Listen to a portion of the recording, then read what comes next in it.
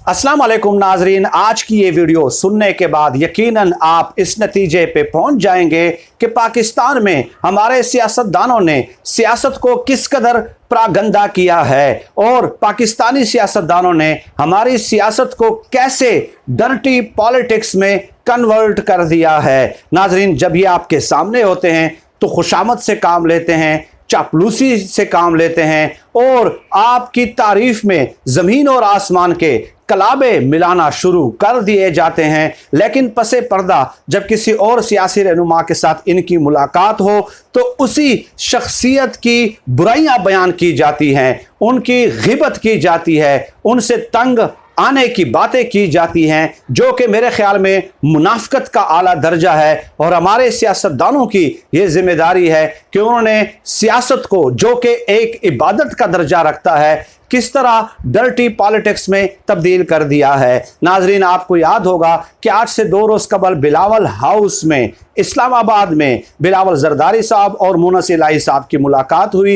ये मुनस इलाही साहब वो शख्सियत हैं जिन्हें इमरान खान साहब रोज़े अव्वल से पसंद नहीं करते हैं और चौधरी बरादरान को इमरान खान साहब ने माजी में ये पैगाम भी कन्वे कर दिया था कि मुनस इलाही को मेरे सामने नहीं आना चाहिए, क्योंकि उन पे माजी में बहुत सारे करप्शन स्कैंडल्स मौजूद हैं जिनका ताहाल बहुत सारे केसेस का फैसला भी खैर होना है। और ये हमारे रियासती इदारों का हाल है कि आज तक बहुत सारे करप्शन केसेस का फैसला मंतकी अंजाम तक नहीं पहुंचाया जा सका। खैर, बिलावल जरदारी और मुनस इलाही की जो मुलाकात हुई उसमें अहम बात यह है नाजरीन कि यह मुलाकात ड्राइंग रूम में नहीं हुई बल्कि लॉन में की गई है और इसमें सिर्फ बिलावल जरदारी साहब, मुनस इलाही साहब और इसके अलावा सेनेटर मुस्तफ़ा नवाज कोकर साहब मौजूद थे। और उससे भी अहम बात यह है कि इस मुलाकात की तस्वीर तो खैर जारी करनी ही थी, लेकिन बाकायदा इस मुलाकात की वीडियो भी जारी की गई है। अब यह वीडियो जारी करने का मकसद सिर्फ और सिर्फ इतना है कि किसी को पैगाम पहुंचाना मकसूद है। डेफिनेटली इमरान खान साहब को ही पैगाम पहुंचाना मकसूद है, किसी और को क्या पैगाम इन लोगों ने पहुंचाना है। अब इस मुलाकात के हवाले से जो एलामिया जारी किया गया वो ये कि बिलावल जरदारी का कहना था कि चूंकि हमें पानी की तकसीम के हवाले से तहफ़्फ़ुज़ात हैं और मुतल्लिका मिनिस्ट्री मुनस इलाही के पास मौजूद है, इसलिए वो उमूर ज़ेरे बहस आए। इसके अलावा चौधरी शुजात हुसैन साहब की तबीयत का हाल पूछा गया और सियासी उमूर भी ज़ेरे बहस आए। अब ये जो सियासी उमूर का लफ्ज़ है ये बड़ी अहमियत का हामिल है और बड़ा मैटर करता है ये इस मुलाकात में।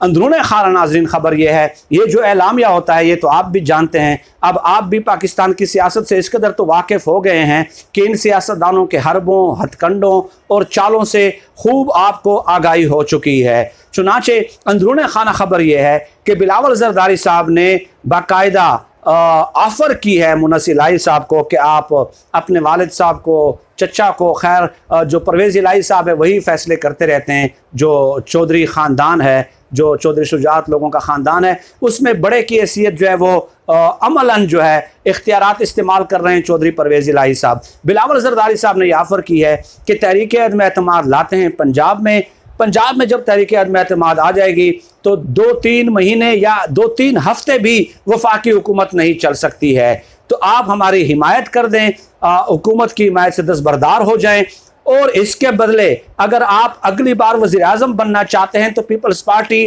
डट कर आपकी सपोर्ट करेगी, या अगर आप अगली बार वज़ीर आज़म नहीं बनना चाहते और अभी आपको कोई ओहदा चाहिए तो आप तहरीक अदम-ए-एतमाद में पंजाब में हमारा साथ दें और वज़ीर आला पंजाब आप बन जाएं। नाजरीन, ये खबर ब्रेक की है सीनियर सहाफ़ी जो है हारून रशीद साहब ने, और हारून रशीद साहब का ये कहना है कि ये खबर मैं पूरी जिम्मेदारी के साथ ब्रेक कर रहा हूँ कि बिलावल जरदारी ने यह ऑफ़र की है। अब ये एक तरफा तमाशा है, बिलावल जरदारी वज़ीर आज़म बनने की ऑफ़र कर रहे हैं मुनस इलाही साहब को। आप बताइए कि वो बिलावल जरदारी जो परसों कंटोनमेंट बोर्ड के इंतखाबात हुए हैं, परसों हुए हैं, और पंजाब के 113 नशिस्तें थी, एक भी नशिस्त पीपल्स पार्टी ने हासिल नहीं की, 0 अंडा यानी कि एक भी नशिस्त। इस तरह सफाया कर दिया है पीपल्स पार्टी का इस तरह इसकी जड़ें जो है वो काट दी हैं असद जरदारी ने और बिलावल जरदारी ने, और ये ऑफर कर रहे हैं मुनस इलाही को वजीर आजम बनने की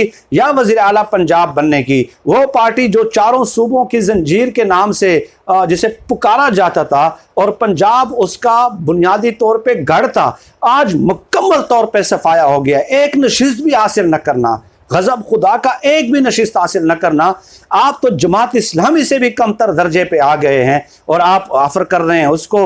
अब नाज़रीन सवाल ये है कि परवेज़ इलाही साहब गुज़श्ता चंद दिनों से इमरान खान साहब की बड़ी तारीफ़ें कर रहे हैं, बहुत ज़मीन और आसमान के कलाबे मिला रहे हैं। तो आप सोच रहे होंगे कि भाई ये तस्वीर जारी करना, वीडियो जारी करना और इस तरह की मुलाकातें करना, ये तो फिर बड़ी गलत बात है भाई, इस तरह तो हो ही नहीं सकता। परवेज़ इलाही तो वाह वाह, शाबाश, वेल डन खान साहब, आप तो कश्मीर के सफ़ीर हैं।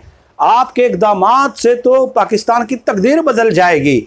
आपसे बड़ा लीडर तो कोई मौजूद ही नहीं है। परवेज़ इलाही साहब तो इतने ज़मीन और आसमान के कलाबे मिला रहे हैं। तो भाई बात यह है कि यही मुनाफ़क़त है, यही सबसे बड़ी मुनाफ़क़त है। अब ख़बर यह भी है दूसरी नाज़रीन कि 7 सितंबर को परवेज़ इलाही साहब की मुलाकात हुई मीडिया के नुमाइंदों से।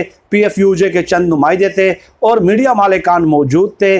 PMDA जो एक बिल लाना चाह रही है, media development authority, Pakistan media development authority bill लाना चाह रही है हुकूमत, तो उस हवाले से परवेज़ इलाही से उन्होंने मुलाकात की और तहफ़्फ़ुज़ात का इजहार किया। तो परवेज़ इलाही साहब ने कहा कि मैं तो शुरू दिन से इमरान खान साहब को पसंद नहीं करता, इनकी तो कोई ज़बान ही नहीं है। सुबह ये एक बात करते हैं, दोपहर को एक बात करते हैं और शाम को तीसरी बात करते हैं। हम तो बुरी तरह फंस गए हैं भाई, बुरी तरह फंस गए हैं हम। यानी कि उनका इशारा यह था कि इस्टेब्लिशमेंट के कहने पे हम शामिल हुए हैं, वरना तो हम तो इनकी शक्ल भी नहीं देखना चाहते। फवाद चौधरी के बारे में उन्होंने कहा कि फवाद चौधरी तो उसको तो पता ही नहीं है कि काम किया कैसे जाता है, सियासत की अलिफ बे से भी वाकिफ़ नहीं है। और यही हाल इमरान खान साहब का है। ये परवेज़ इलाही साहब के अल्फाज थे। आप फवाद चौधरी के बारे में वो कह सकते हैं कभी एक पार्टी में कभी दूसरी पार्टी में, वो मेरा कंसर्न नहीं है। और मेरा हमेशा से ये उसूल रहा है कि मैं इमरान खान साहब की ज़ात के हवाले से, क्योंकि तमाम कौम को जो उम्मीदें हैं वो सिर्फ इमरान खान साहब की वजह से हैं, फवाद चौधरी की वजह से नहीं है, ठीक है। और इमरान खान साहब डेफिनेटली उनकी ज़ात पे बराह रास्त कोई करप्शन का इल्ज़ाम भी नहीं है। ये बात उनके बदतरीन मुखालिफ भी तस्लीम करते हैं ना। तो मेरा फवाद चौधरी कंसर्न नहीं है। तो आप खुद अंदाज़ा लगा लें कि यही परवेज़ इलाही अब दिन रात ज़मीन और आसमान के कलाबे मिला रहा है इमरान खान साहब की तारीफ़ों में, और जिसके साथ भी वो मिलता है। इससे पहले बिलावल जरदारी के साथ उनकी मुलाकात हुई थी, सेम यही अल्फाज इस्तेमाल किए थे कि मैं तो इससे तंग हूँ, मैं तो इसकी शक्ल भी नहीं देखना चाहता, इसको तो सियासत के अलिफ बे का भी नहीं पता, हुकूमत क्या होती है इनको तो ये भी नहीं पता इमरान खान साहब को, और अंदरूनी खाना एक वजारत भी दिलवा दी, तारीफ़ें भी कर रहे हैं। तो ये मुनाफ़क़त है, यही सबसे बड़ी मुनाफ़क़त है कि अपोजिशन के सामने आप ये बातें करते हैं और मीडिया के सामने आप कुछ और कहने की कोशिश करते हैं। अब नाजरीन, बिलावल जरदारी का मसला ये है कि वो हर सूरत में इमरान खान को हटाना चाहते हैं, हर सूरत में हटाना चाहते हैं, क्योंकि अब तक उनके केसेस डिले होते रहे हैं। लेकिन अब खबरें ये हैं कि बिलावल, आसिफ जरदारी और शहबाज शरीफ साहब के केसेस मंतकी अंजाम तक पहुंचने वाले हैं।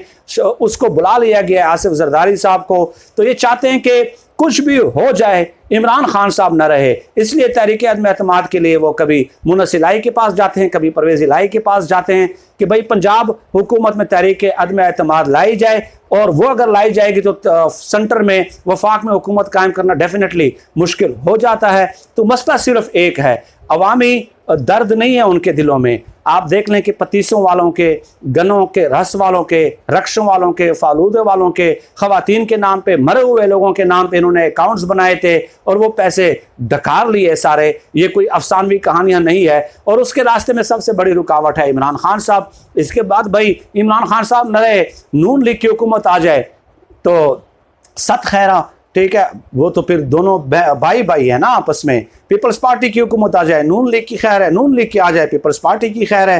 तो यही वजह है कि वो आखिरी हद तक पर तोल रहे हैं।